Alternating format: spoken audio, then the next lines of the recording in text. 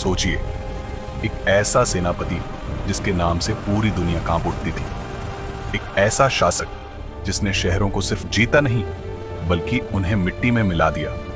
ये कहानी है हलाकू खान की, चंगेज खान के खून से पैदा हुए उस योद्धा की जिसने 1258 में बगदाद जैसे महान शहर को तबाह करके इतिहास का रुख बदल दिया। आज से ये इलाका इलखानात कहलाएगा। क्या वह सिर्फ एक जालिम विजेता था या एक शानदार रणनीतिकार? आज हम जानेंगे हलाकू खान की जिंदगी का वो सच जो इतिहास की किताबों में कहीं खो गया।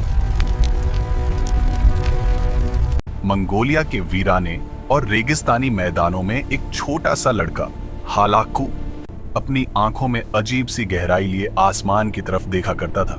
उसके पास खड़े थे उसके पिता चंगेज खान, मजबूत, सख्त और रौबदार। लेकिन उस दिन लोगों की निगाहें चंगेज पर नहीं बल्कि उस छोटे से लड़के पर थीं, क्योंकि उसके चेहरे पर बचपन से ही एक अजीब सी कठोरता और गुस्से की झलक दिखाई देती थी। Behold, Hulaku. It is magnificent, grandfather. It will be yours.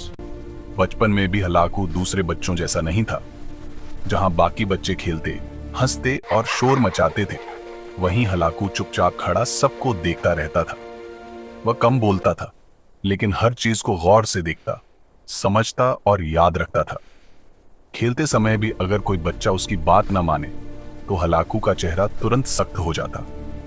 वह छोटी छोटी बातों पर भी नियम बनाता और जो उन्हें तोड़ता उसे वह तुरंत रोक देता या सजा देता। उसकी आंखों में उस उम्र में भी दया से ज्यादा हुक्म देने की आदत नजर आती थी। बाद में जो ज्योतिषी और इतिहासकार उसकी जिंदगी का अध्ययन कर रहे थे, हलाकू खान सिर्फ एक सैनिक नहीं था। हलाकू खान के अंदर बचपन से ही एक ऐसी आग थी जो सिर्फ ताकत पाने की नहीं बल्कि लोगों पर डर और नियंत्रण कायम करने की चाहत से भरी हुई थी। ये वही है।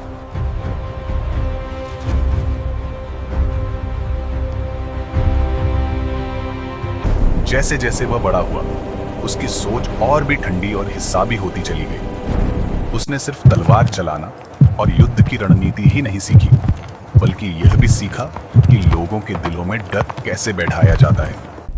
उसके सैनिक आपस में कहा करते थे, जब हलाकू खान गुस्से में आता है तो सबसे बहादुर योद्धा के हाथ भी कांपने लगते हैं। ये क्या हो रहा है?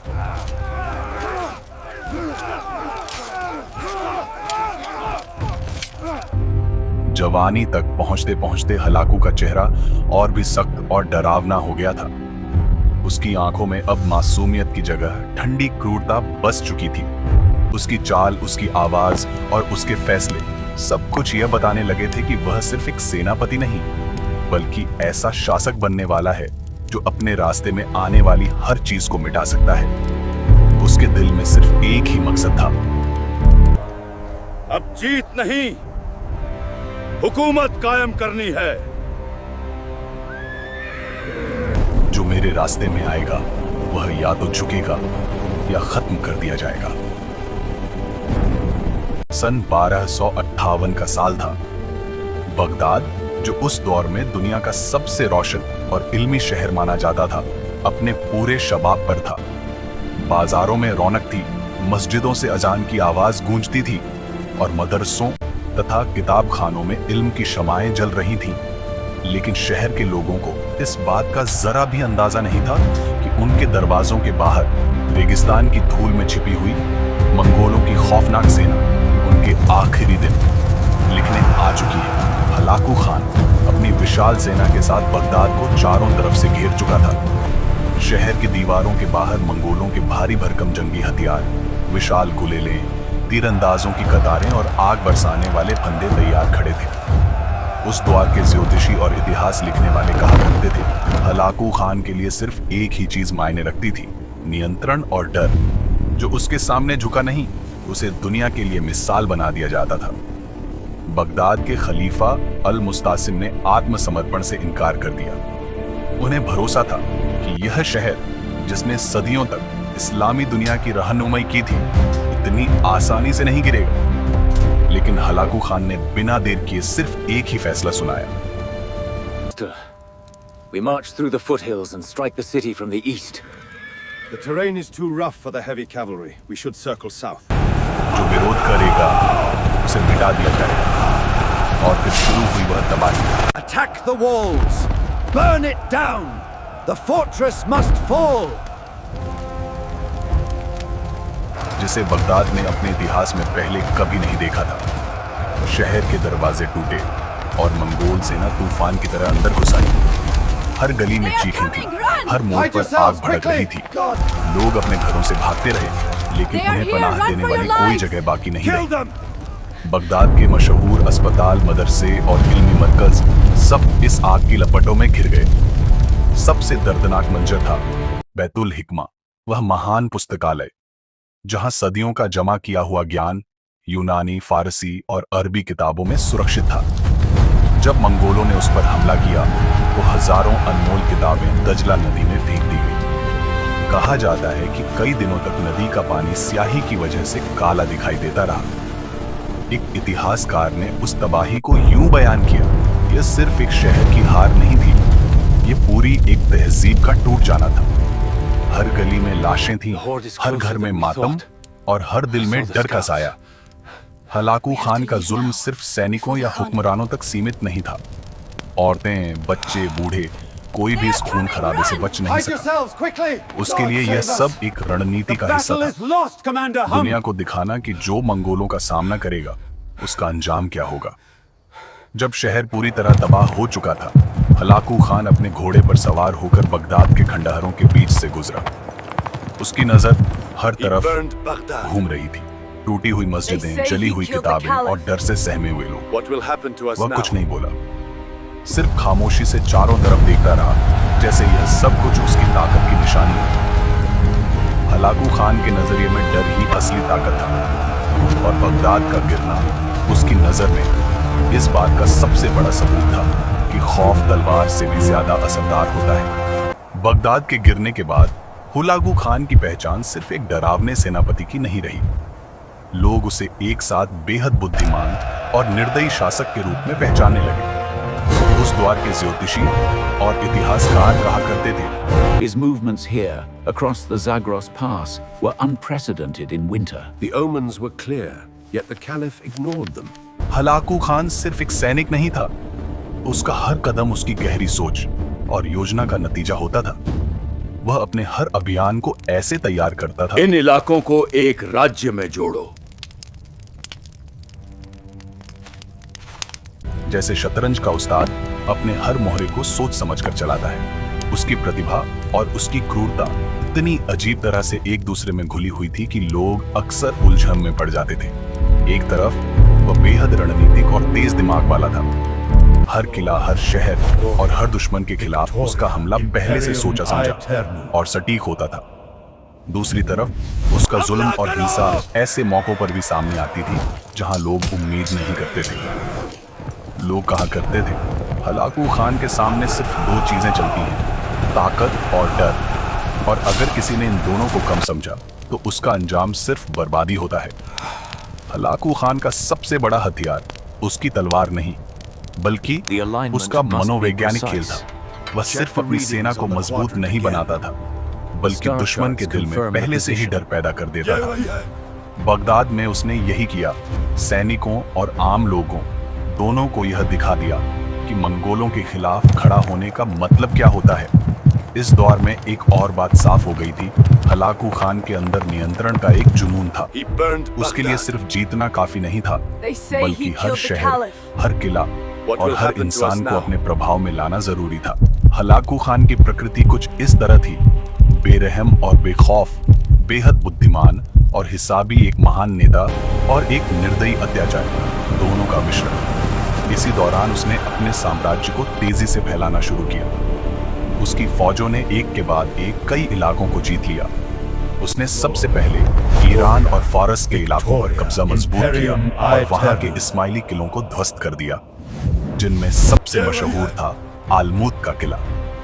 इसके बाद उसने पूरे पर्शिया, अजरबैजान और इराक के बड़े हिस्से पर नियंत्रण स्थापित कर लिया। 1258 में अब्बासिद कैलिफेट की राजधानी बगदाद पर कब्जा करके उसने इस्लामी दुनिया की सदियों पुरानी सत्ता को खत्म कर Stay दिया। still, don't move! आज से ये इलाका इलखानात कहलाएगा। इसके बाद उसकी सेनाएं आगे बढ़ी और सीरिया के कई बड़े शहरों जैसे अलेप्पो और दमिश्क पर भी मंगोलों का झंडा लहराने लगा। इन फतहों के बाद हलाकू खान ने अपने नियंत्रण वाले क्षेत्रों में एक नया मंगोल राज्य स्थापित किया, जिसे इतिहास में इल्खानेट के नाम से जाना गया। एक इतिहासकार ने उसके बारे में लिखा, हलाकू खान की सबसे बड़ी ताकत उसकी तलवार नहीं बल्कि उसका दिमाग था। वह पहले दुश्मन के दिल को हराता था, फिर उसकी जमीन को। ज्योतिषी और इतिहासकार कहा करते थे, इसी अजीब संगम, प्रतिभा और क्रूरता ने हलाकू खान को इतिहास का ऐसा नाम बना दिया जिसे लोग हमेशा याद रखेंगे। एक ऐसे शासक के रूप में जो जितना महान रणनीतिकार था उतना ही खतरनाक अत्याचारी भी। बगदाद की तबाही और मध्य पूर्व में अपनी ताकत स्थापित करने के बाद हुलाकू खान ने अपने साम्राज्य को मजबूत करने पर इन इलाकों को ध्यान एक देना शुरू राज्य किया। में जोड़ो। अब उसका मकसद सिर्फ शहर जीतना नहीं था, बल्कि उन इलाकों पर स्थायी शासन स्थापित करना था। उसने फारस और इराक के इलाकों को संगठित करके एक नया राज्य बनाया। आज से ये इलाका इलखानात कहलाएगा। जिसे इल्खानेट कहा गया। यह मंगोल साम्राज्य का वह हिस्सा था जो मध्य एशिया से लेकर पश्चिमी एशिया तक फैला हुआ था। लेकिन जितनी तेजी से हलाकू की ताकत बढ़ी थी, उतनी ही तेजी से उसके सामने नई चुनौतियां भी खड़ी होने लगी। मिस्र में बैठे मामलुक सुल्तानेट ने मंगोलों को रोकने की कसम खा ली थी। मंगोलों को यहीं रोकना होगा। सन 1260 में हलाकू की सेना और मामलुक फौज के बीच बैटल ऑफ एन जलूत हुआ। यह वह जंग थी जिसने पहली बार मंगोलों को खुलकर हार का स्वाद चखाया। हालांकि उस समय हलाकू खुद युद्ध के मैदान में मौजूद नहीं था, क्योंकि उसे अपने मुझे भाई लौटना मोंगे होगा। खान की मौत के बाद मंगोलिया लौटना पड़ा था। लेकिन यह हार उसके साम्राज्य के विस्तार को रोकने वाली साबित हुई। इस घटना के बाद हलाकू ने फिर से अपनी शक्ति इकट्ठा करने की कोशिश की, लेकिन उसकी उम्र अब बढ़ चुकी थी जंग ने सब छीन लिया और लगातार युद्धों ने उसके शरीर और मन दोनों को शायद थका दिया ताकत था। सब कुछ नहीं। अपने आखिरी सालों में वह ज्यादातर मार्गे और फारस के अन्य शहरों में रहता था, जहां उसने एक वेधशाला और कई प्रशासनिक केंद्र बनवाए। यह दिखाता था कि उसके अंदर सिर्फ विनाशक ही नहीं, बल्कि शासन चलाने की क्षमता भी मौजूद थी। मेरा वफ्द खत्म। सन 1265 में लंबी बीमारी के बाद हुलागू खान की मौत हो गई। उसकी मौत किसी युद्ध के मैदान में नहीं, बल्कि अपने ही साम्राज्य के बीच हुई, एक ऐसे शासक के रूप में जिसने आधी दुनिया को हिला दिया था। उसके मरने के बाद उसके बेटे अबका खान ने गद्दी संभाली, लेकिन हलाकू जैसी कठोरता और रणनीतिक क्षमता उसके उत्तराधिकारियों में कम दिखाई दी। धीरे धीरे इलखानात के अंदर सत्ता संघर्ष, साजिशें और आंतरिक कमजोरियां बढ़ने लगी। इतिहासकार कहते हैं, हलाकू खान की मौत के साथ ही मंगोल साम्राज्य की वह आंधी भी धीमी पड़ने लगी जिसने एशिया और मध्य पूर्व को हिलाकर रख दिया था। हलाकू खान का जीवन एक अजीब विरोधाभास था। उसने महान शहरों को मिटा दिया, लेकिन उसने नए प्रशासनिक ढांचे भी बनाए। उसने लाखों लोगों में डर पैदा किया, लेकिन अपने साम्राज्य को संगठित करने के लिए विद्वानों और इंजीनियरों का सहारा भी लिया। आज इतिहास उसे दो अलग अलग नजरों से देखता है। कुछ लोग उसे एक महान सेनापति और रणनीतिकार मानते हैं, जबकि दूसरे उसे मानव इतिहास के सबसे निर्दयी विजेताओं में गिनते हैं। लेकिन एक बात पर सब सहमत है, हलाकू खान ने सिर्फ शहरों को नहीं बदला, उसने इतिहास की दिशा बदल दी। उसने इतिहास बदल दिया।